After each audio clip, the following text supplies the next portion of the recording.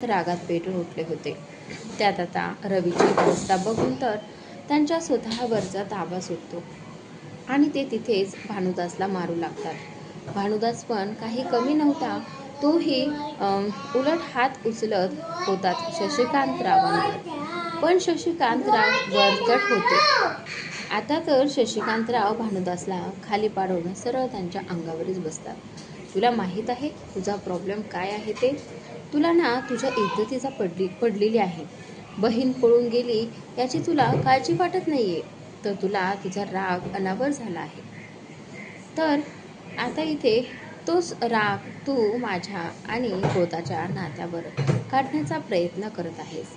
पण मी पण एक गोष्ट सांगून ठेवतो तुला.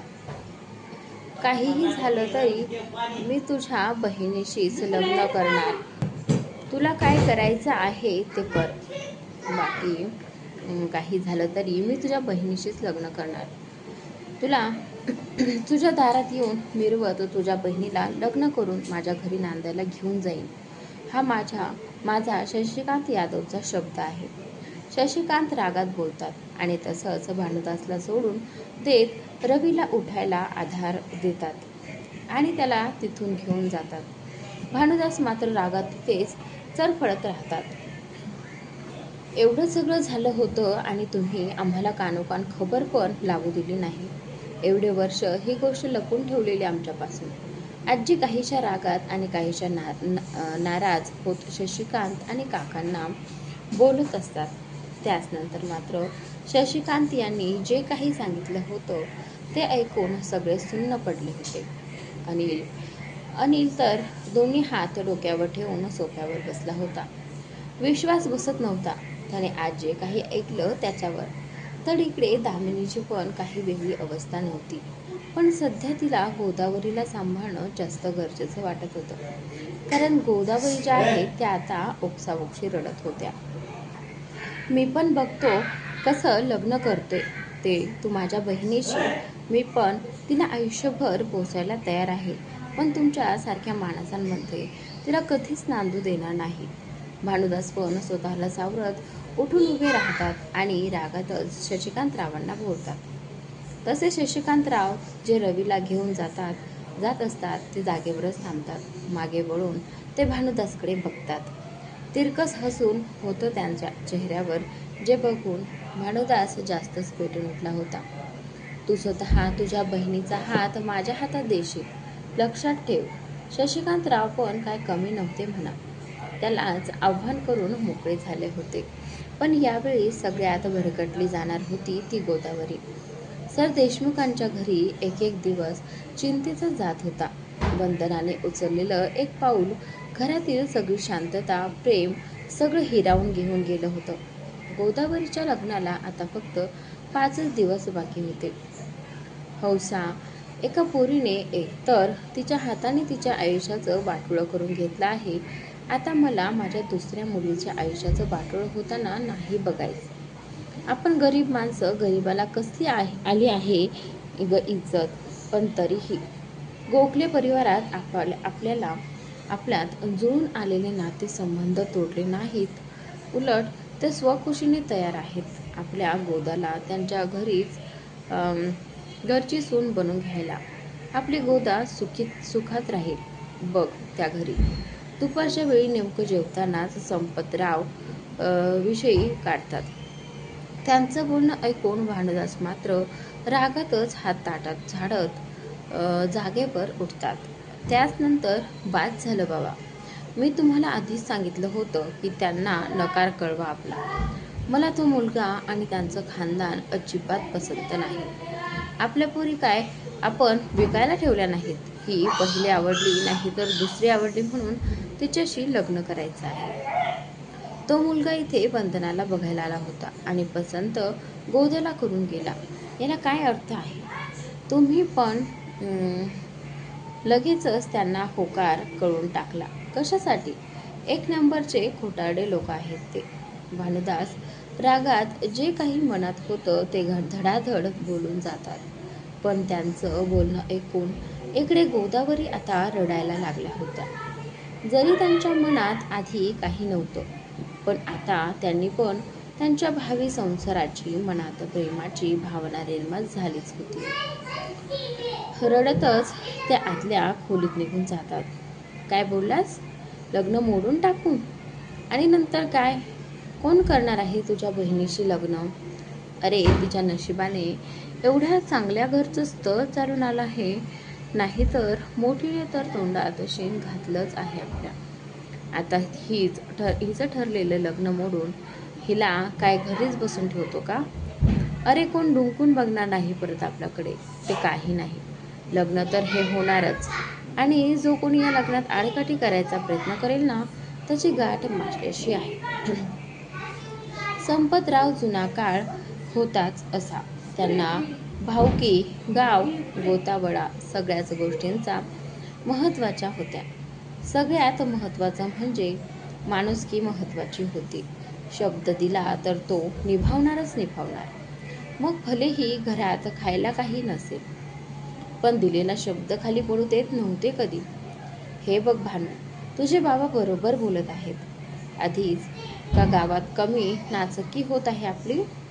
लग्न मोडलं तर जगणं मुश्किल होईल रे आपलं या गावात. आणि अजून तुझं लग्न पण तर बाकी आहे. नको बघ असं वेड्यागत करू. या लग्नाला मोडता घालू नको. मी हात जोडतो बाबा तुझ्या पुढे. भानुताची आई पण आता त्याला हात जोडून विनवण्या करू लागते. तसा आता तो नाईलाजाने का होईना पण नमूत घेतो.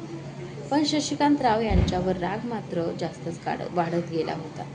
आणि हाच राग आता नकळत त्यांच्या आणि रवीच्या मैत्रीवर होणार होता. बघता बघता लग्नाचा दिवस उजाडतो. जास्त मोठं नाही, पण अगदी थाटामाटात शशिकांतराव त्यांचं वऱ्हाड घेऊन गोदावरीच्या दारात हजर होतात.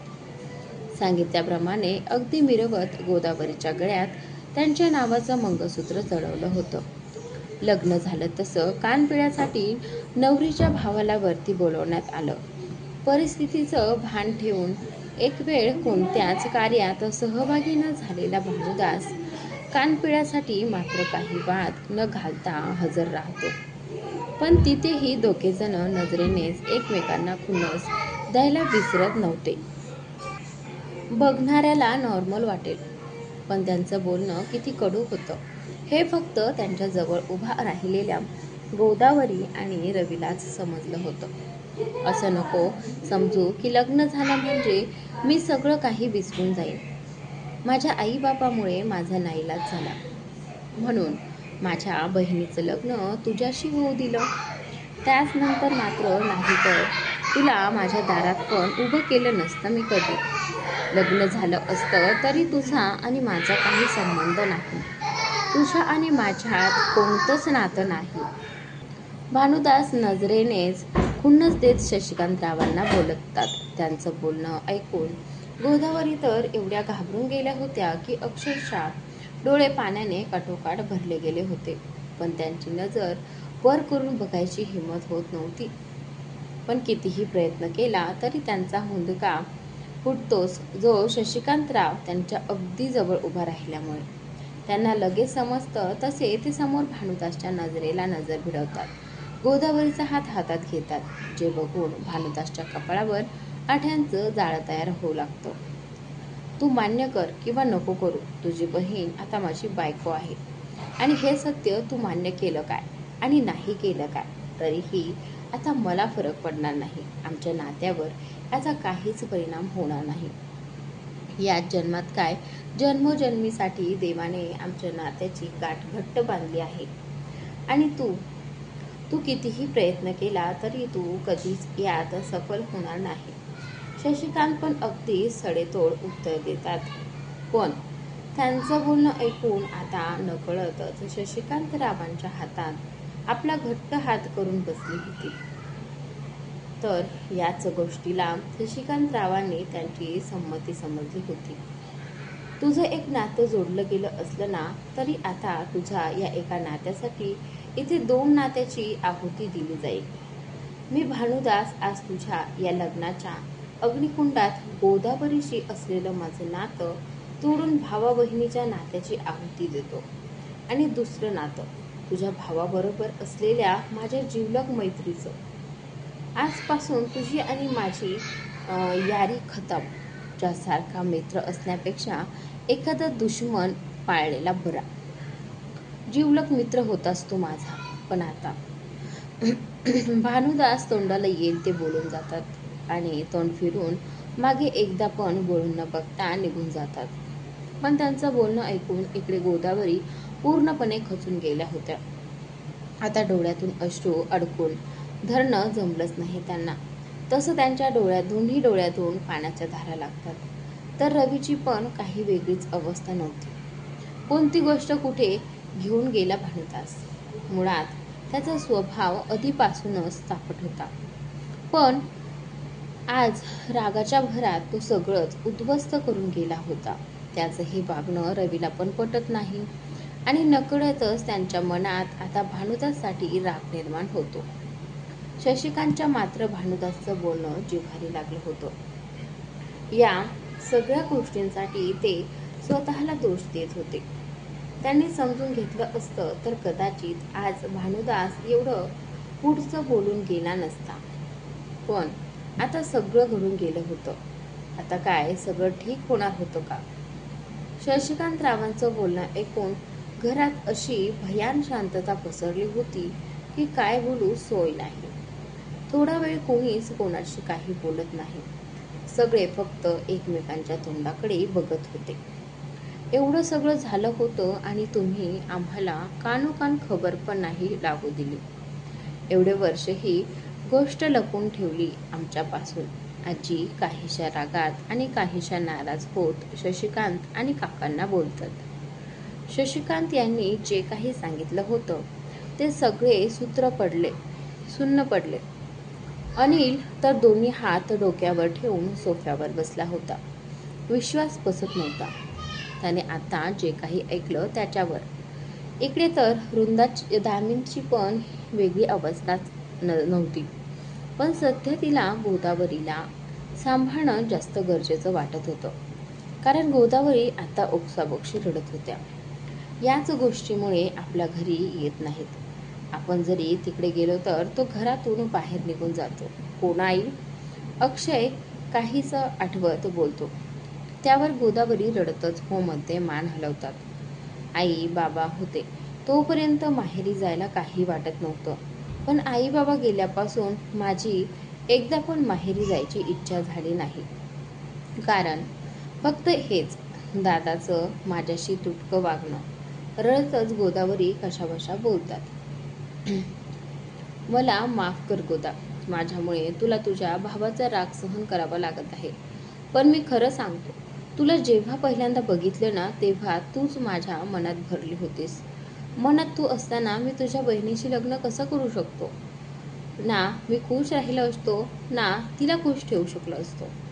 मी तुझ्या वडिलांसमोर आपल्या लग्नाचा प्रस्ताव ठेवायला लावला बाबांना. शशिकांत गोदावरीजवळ जात तिला बोलतात. आजही त्यांच्या आवाजात दुःख स्पष्ट जाणवत होतं. अहो, तुम्ही माफी नका मागू. तुम्ही आधीही खूप वेळा या गोष्टीसाठी माफी मागितली होती आणि तुमची चूक नाही यात.